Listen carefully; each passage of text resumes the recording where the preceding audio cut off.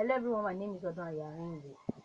I'd like to be talking in this video on how to handle a malice keeping spouse in a marriage. There is this funny thing about marriage.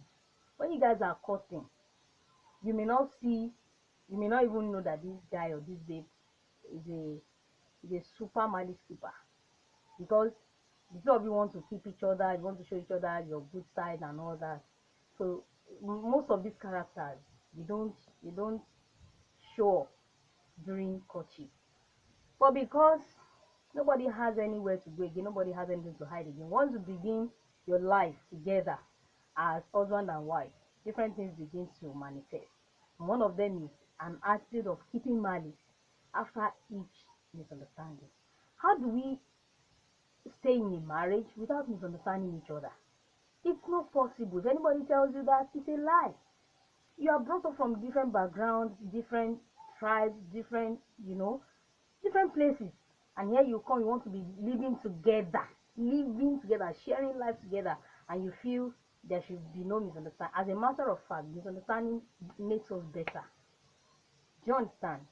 So now, because I have spoken to some women in the past, and I have discovered that it could fall on the side of the man, it could fall on the side of the woman, where you find that it's easier for a husband, to quickly adjust himself and continue life after a misunderstanding with his wife, and vice versa. And the people I spoke to, they made me understand that they don't like that attitude. They believe in let's fight, let's settle disputes among ourselves, and let life continue. Some husband can keep marriage for as long as 3 days, 1 week, 2 weeks, 1 month. Wow, that's that's massive. For what? Do you have any other place you are going?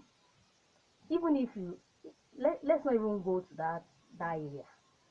When there is misunderstanding between a wife and a husband, a matured wife does not keep malice after the old issue has been settled, and a matured husband does not keep malice. You don't hold grudges with your spouse.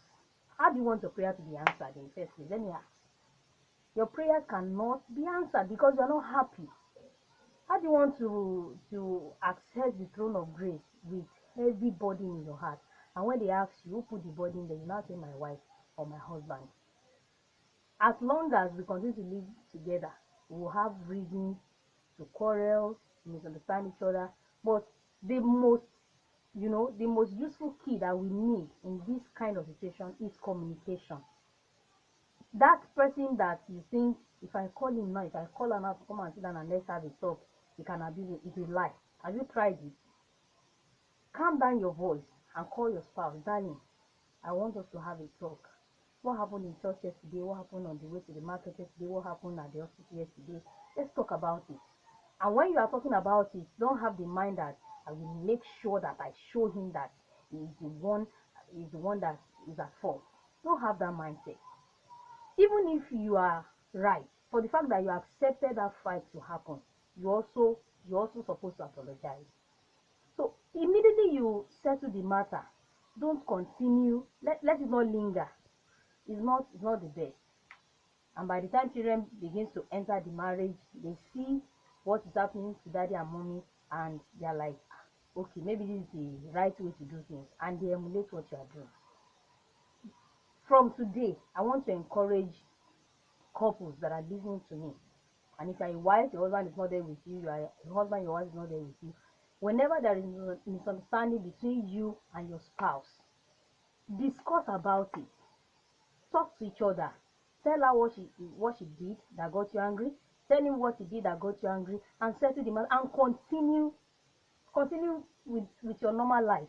Don't hold on to anything. Don't keep malice. It's not the best. You are holding bitterness against somebody that you call your loved one. It is not the best. I want to really appreciate everyone who has listened. And finally, let me hit this. If you are the spouse that does not like malice, and your man or your woman, in fact, it's as if she enjoys it, there is another way out. And that is, you keep being good to that person. You keep talking to that person. You